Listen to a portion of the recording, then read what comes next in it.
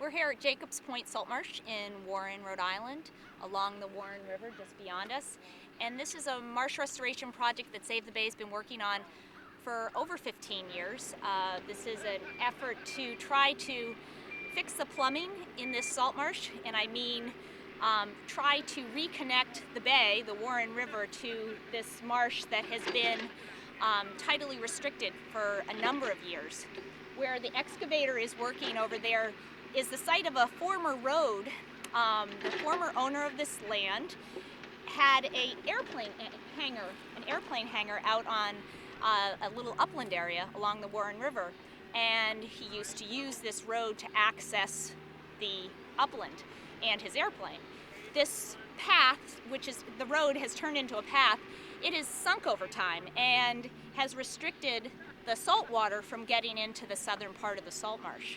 And what we're doing today is this restoration project includes installing 3 new culverts underneath this former road and excavating out creeks that were found historically in the marsh, as well as creating some new pools of new low areas in the marsh, which are now pools for small fish that feed on mosquito larvae. So another goal of this restoration is to reduce the mosquito breeding habitat.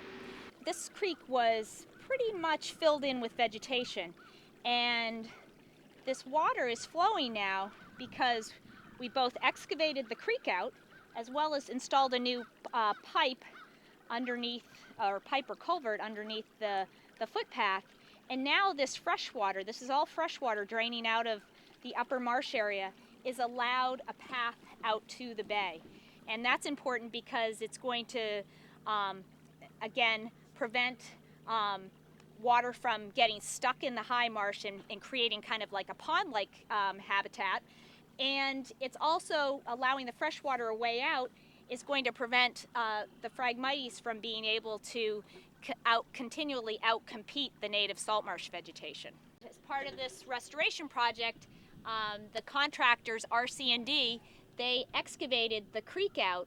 And what's interesting is here it's been a couple weeks since they did the excavation, and the water's flowing in and out, the fresh water's flowing out, the salt water's flowing in, and they created, as we designed it, bends in the creek, so it really does look like a natural creek. In a month or so, once the marsh begins to green up this spring, this whole area it's going to be very hard to know that we are out here other than the pipes that were installed underneath the path. It's July now. We're a couple months after the spring restoration of Jacobs Point, and it looks a lot different than the earlier shots. It's all green. This is all our Spartina alterniflora in here, our low marsh. Our creeks are nice and green. They look a lot more natural than they probably did in the previous shots. The vegetation's growing in. I'm out here today doing nekton monitoring with staff from the Narragansett Bay Research Reserve. Nekton are fish and decapod crustaceans, or crabs and shrimp. And we're looking at stations, monitoring stations that are on one side of the restriction and the other side of the restriction.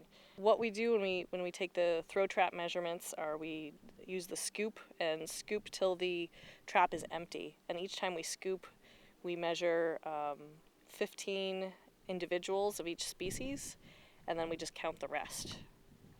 And we measure in millimeters. And we're finding pretty small fish, so we got pretty excited when we found a fish that was 42 millimeters long, which is just over 4 centimeters. I'm excited to say that we're definitely seeing improvements in the marsh following restoration. There's definitely a change in the fish species composition. There's definitely flow getting into the marsh. A year ago, before restoration, we would have been swarming with mosquitoes, and I haven't seen a mosquito today at all, which means the fish are getting into the pools that once had just mosquito larvae, and they're eating all the mosquitoes. The Phragmites that we treated earlier last year is not coming back, so that's also really good to see. We're back at Jacobs Point Salt Marsh in Warren in October, end of October, and the marsh has really changed from when we were here during construction back in March. You see how the marsh has a lot more plants, diversity of plants growing. The Phragmites in the distance has gotten stunted because there's more salt water getting into the marsh, as well as there's less fresh water standing on the marsh. It was literally stuck here by this old road that is acting as kind of a dam. And now that fresh water is draining off the marsh and it's allowing new vegetation to grow. And we've seen a lot more diversity of plants. Marcy, you've seen a lot more fish use as well. Yep. We've seen there's areas of the marsh where the water's drained off, but there's more fish getting into the pools in the marsh, and that means that there's less mosquitoes in the marsh. That was a big problem before restoration. A lot of mosquitoes out here. Now what's happening is the fish are getting up and over into these pools that used to have lots of little mosquito larvae, and they're eating them all up. We're also seeing more bird usage of the marsh because there's more fish coming into the marsh. So the whole habitat's really changing. Also with us here today is Marilyn Matheson. She's the president of the Warren Land Conservation Trust and has been a crucial partner for the last 15 years in this project. Marilyn, you must be thrilled with how the project looks. Oh, the Land Trust is so happy.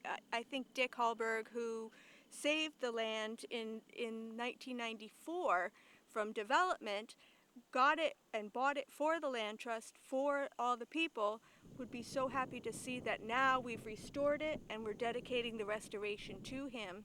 It's absolutely beautiful. It's so nice to no mosquitoes, and the wildlife is coming back. It's amazing. We're so happy. A success all around. It is. It truly is.